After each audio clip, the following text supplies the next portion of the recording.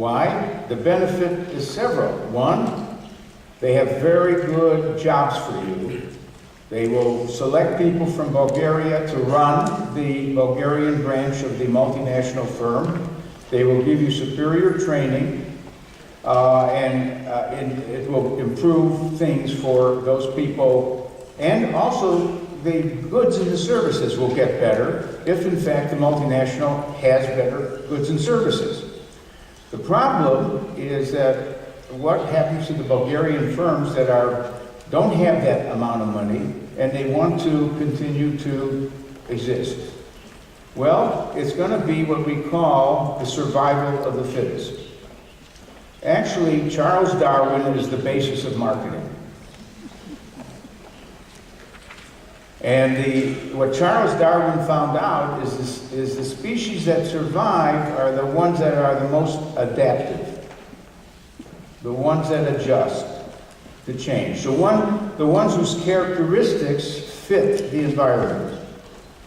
And so I say this: if you're a small Bulgarian firm facing a multinational, you should imagine that it's the same as David and Goliath from the Bible. And David did kill Goliath. So what's the answer? Let me show you one example where David killed Goliath. It happened in India, for example. In India, there was a small soap company. People used their soap, it was cheaper.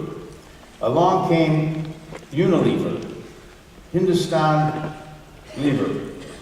And they made a fancy soap, better packaging, more expensive advertising. And the little soap company just kept to its cheaper packaging. It invented a nice jingle. It was warm and friendly as a company, and the Indians continued to buy from the small company, which got bigger and bigger and bigger. Because, and it wasn't patriotism, it was they got a better deal.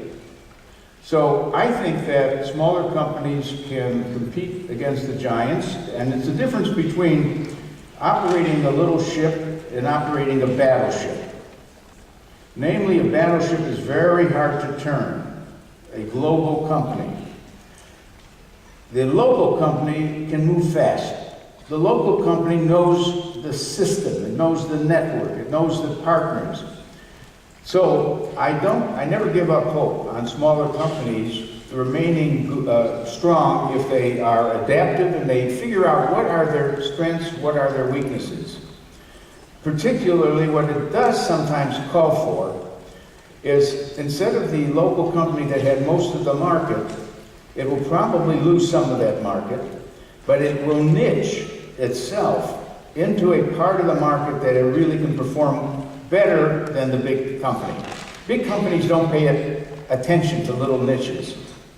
So one of the best books on niching is the book called The Hidden Champions. It's written by Hermann Simon in Germany, and he has a new edition called The Hidden Champions of the 21st Century. It has a list of companies you've never heard of, and they are all rich, successful, and small.